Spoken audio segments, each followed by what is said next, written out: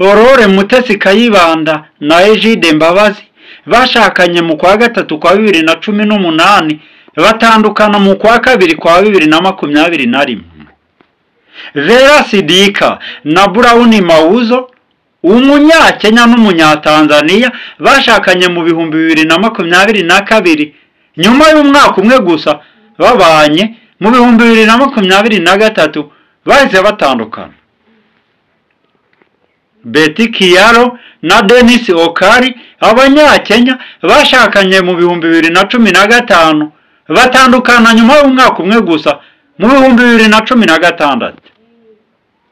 Amina Obudi Rabari na John Rabari bashakanye mu 2014 batandukana mu 2024.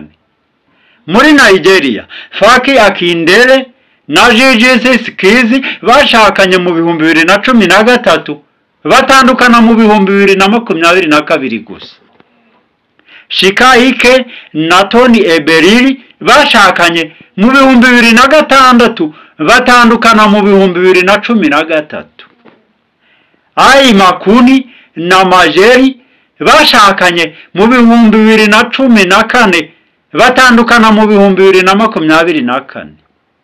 Suzanne Peters na Richard Queen bashakanye mu 2015 batandukana mu 2015 n'ubundi. Kinebu Ikediezi na Nioma Mwajayi bashakanye mu 2011 batandukana mu 2022. Abo nabo tuzi, abo tutazi bo ntibabarika. Gusa ubushakashatsi bushya bwashyizwe ahagaragara n'ibiro bishinzwe ibarurisha mibare mu Bwongereza UK Office for National Statistics bufatanije na Marriage Foundation bugaragaza ko ingo zimaze imyaka irenga 5 ziba zifite amahirwe menshi cyane iyo kurambana. Je nongeye kuba ikaze uba ari ubwa mbere ugeze kuri uyu muyoboro kandi subscribe ujyone ibiganiro byacu bishya. Uba ufite igitekerezo cyandike muri comment tuzagera inkuru zacu z'ubutaha. Uba ukunda ibiganiro byacu kandi like natwe turagukunda cyane. Reka dutangire. Amakuru y'ubushakashatsi yerekana ko abashakanye bamanye imyaka 5 baba bafite amahirwe agera kuri 70% yo kugumana nibura imyaka 20, mu gihe abageze ku myaka 10 babana bo baba bafite ibyago bingana na 1% gusa byo gutandukana buri mwaka.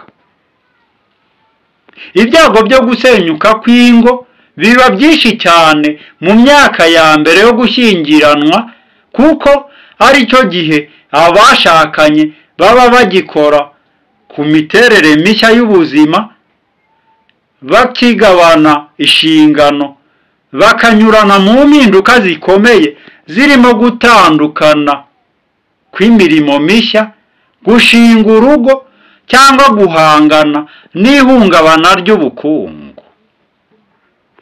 Inzobere zivuga ko iyo myaka ya mbere igenda ihita, abashakanye nabo bagenda bamenyera, bakamenyana, bigatuma bagira ubushobozi bwo guhangana n'ibibazo binyuranye ndetse n'uburyo bwo kuganira neza. Marriage Foundation isobanura ko gutsinda ibyo bihe bigoye ariko kimwe mu byubaka imizi ikomeye y'urukundo n'ubwumvikane burambye.